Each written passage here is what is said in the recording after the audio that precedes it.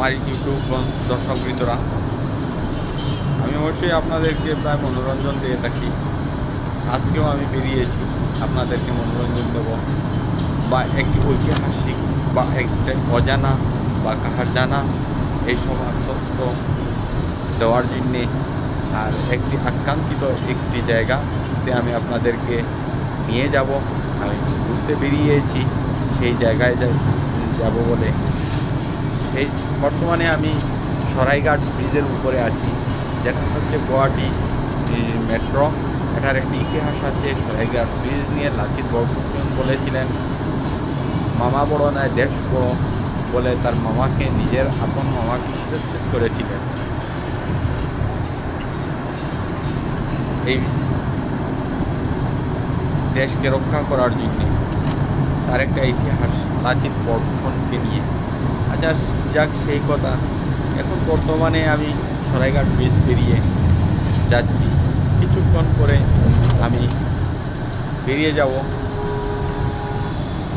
আর এই রাস্তাঘাট গুয়াহাটি সিটি কেমন এবং যাওয়ার পথ কত দূর, সবগুলো আপনাদের সম্মুখে আমি উপস্থাপন করব একদম সম্পূর্ণরূপে।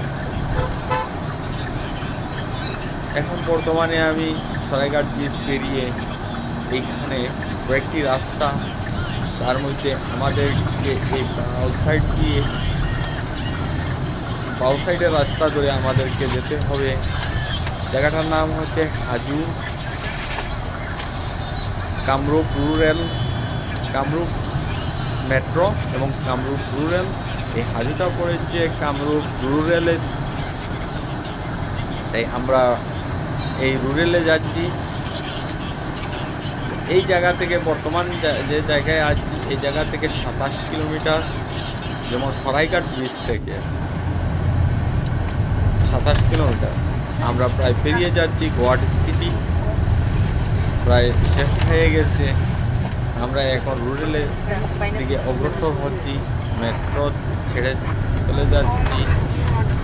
এই যাওয়ার যে কিছু রাস্তাঘাট এইসব আপনাদেরকে দেখাচ্ছি, কিন্তু এই রাস্তাঘাট এই জায়গাগুলো আমার অপরিচিত। আমি এদিকে কোনো দিন আগে যাইনি, আর সব জায়গার নামও বলতে পারবো না।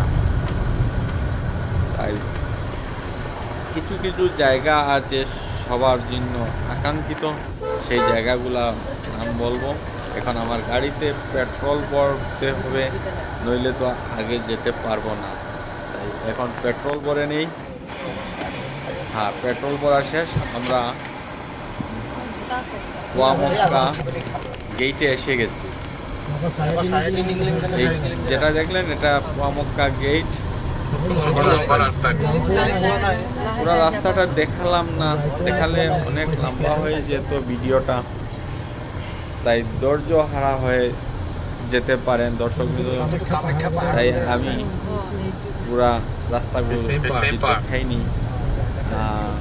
ওইদিকে আরো আমি কিছু রাস্তা আঁকা বাঁকা রাস্তা, তাই আপনাদেরকে দেখাবো। যারা জানেন কুয়ামক্কা সম্বন্ধে, হাজুতে কুয়ামক্কা, এটা গুয়াহাটি রুরালে পড়ে, কামরূপ রুরালে পড়ে, কিন্তু কখনো এখানে যান নাই, কিন্তু আগ্রহ আছে তাদেরকে এই তাদের জন্য তাদের এই আকাঙ্ক্ষিত জায়গাকে আমি দেখাচ্ছি, এই কারণে যাতে কখনো তারা যান। বা এই কুয়ামক্কা জায়গাটা হচ্ছে, এটা অনেক ইতিহাস আছে। 1200 বছর আগে এখানে এসেছিলেন শাহ সুফি, হজরত শাহ সুফি। আচ্ছা, যাক সেই কথা আমি আবার আপনাদেরকে রিপিট করে নিচ্ছি।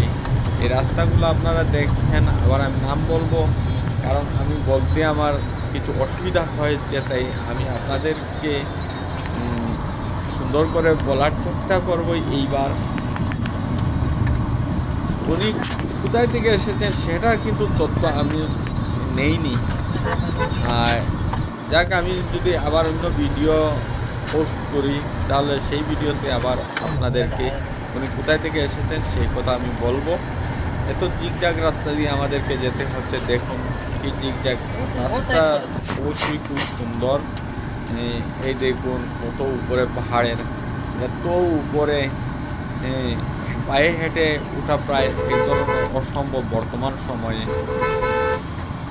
তাই গাড়ি নিয়ে অনেক পুরা রাস্তার চতুর্পাশ ঘুরে ঘুরে একদম রাস্তার টপে উঠতে হচ্ছে।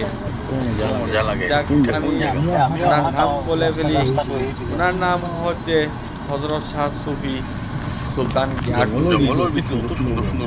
1200 বছর আগে উনি এসেছিলেন ওই জায়গাতে। উনি সৌদি আরবের মক্কা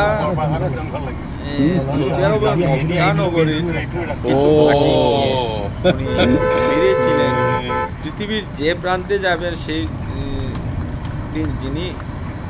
তিনি আস্তানা গাড়বেন, সেই আস্তানা যেখানে গাড়বেন সেই জায়গার সঙ্গে এই মাটির ম্যাচিং থাকতে হবে। যদি তাকে অবশ্যই তিনি ওই জায়গাতে আস্তানা গাড়বেন, এই বলে উনি এই মক্কা নগরীর মাটি নিয়ে বেরিয়ে পড়েছিলেন। উনি যখন আসলেন, আপনারা অবশ্যই সামনে আমি বলে ফেলছি, কিন্তু যখন আমি যাব ঠিক জায়গায় তখন আপনারা ইতিহাস নিজে নিজে বুঝে নেবেন। কারণ আপনারা তো ভিডিও দেখতেছেন, আমি বলে ফেলছি।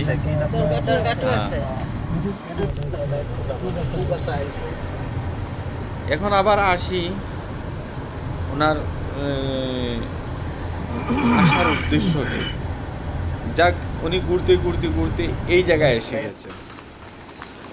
আসার পরে আমরা এখন বর্তমানে কুয়ামক্কায় এসে গেছি। গেট কতক্ষণ আগে দেখেছেন, কত নিচে দেখেছেন, অনেক সময় লেগেছে, প্রায় 15 মিনিট লেগে গেছে পাহাড়ের নিচ থেকে উপরে আসতে। এখন প্রায় এসে গেছি আমরা।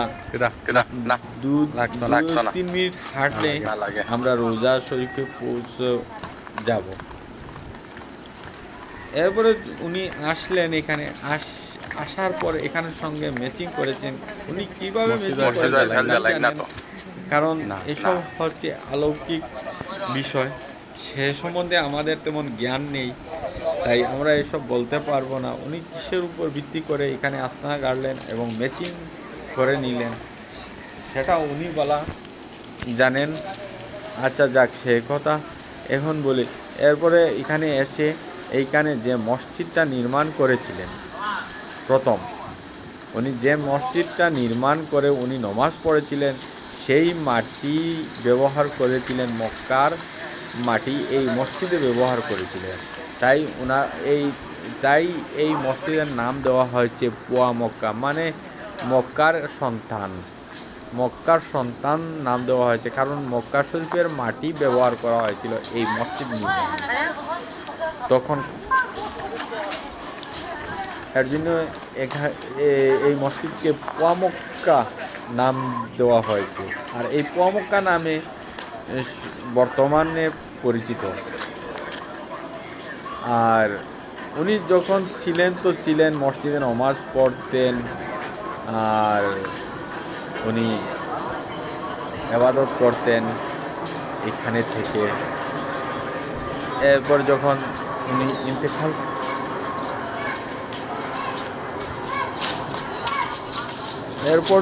উনার ইন্তেকাল হয়ে গেল, তখন ওনার এই ভক্তবৃন্দগণ দেখলেন কি করবেন। উনি যখন এখানে এই জায়গাটাকে আবাদ করেছেন, ওই জায়গাতে উনি ইবাদত করতেন, তাই ওনার যারা শুভাকাঙ্ক্ষী ওরা সবাই এই মসজিদের সামনে দাফন করে দেন।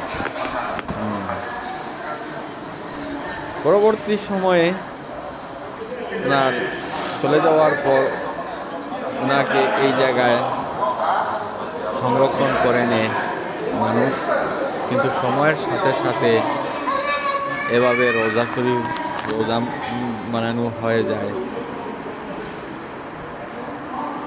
আর এখানে দূর দূরান্ত থেকে মানুষ আসছে। ওই যে কি সুন্দর আপনারা দেখতে পাচ্ছেন, কি সুন্দরভাবে সাজানো ওনার দরগা। এই কি সুন্দরভাবে সাজানো, ওই মানুষ, এই মহিলারা এখানে বাতি দিচ্ছে, এইদিকে এবাদত করছে মানুষ। কোনো মানুষ আমি একজনকে দেখেছি সালাম করতে কপাল লাগিয়ে। কপাল সরাসরি লাগাতে দেখি নাই, কিন্তু হাত নিয়ে কপালও লাগিয়েছে এই প্রবেশদ্বারে, যাহাতে আমি ওনাকে সঙ্গে সঙ্গে আমি কাউন্টারও দিয়েছি, এসব করবেন না, এসব হচ্ছে শিরকি। এই হচ্ছে যে বলেছিলাম মসজিদ, এই হচ্ছে মসজিদ। এই মসজিদ কুয়ামক্কা মসজিদ নামে পরিচিত। আর ওই আপনাদেরকে ভালো করে ওই আবার দেখাচ্ছি, ওই দেখুন কিভাবে সাজিয়ে রাখা হয়েছে। দূর দূরান্ত থেকে মানুষ দেখতে আসে, মানুষের নাকি মনের আশা এখানে আসলে পূর্ণ হয়। মানুষের অনেক চাহিদা নিয়ে এখানে আসে, এখানে হিন্দু মুসলিম সবাই আসে, ভিতরে প্রবেশও করে যার যারের নিজ নিজ আকাঙ্ক্ষা এখানে ব্যক্ত করে। যাক, আমি আবার আরেকটি ভিডিও নিয়ে আসবো, আপনাদের দেখাবো। আর ওই দেখতে পাচ্ছেন ওনার নাম শাহ সুফি হজরত গিয়াসউদ্দিন রহমতুল্লাহ আলাইহি। ঠিক আছে, ধন্যবাদ দর্শকবৃন্দরা, ধন্যবাদ, আল্লাহ হাফিজ।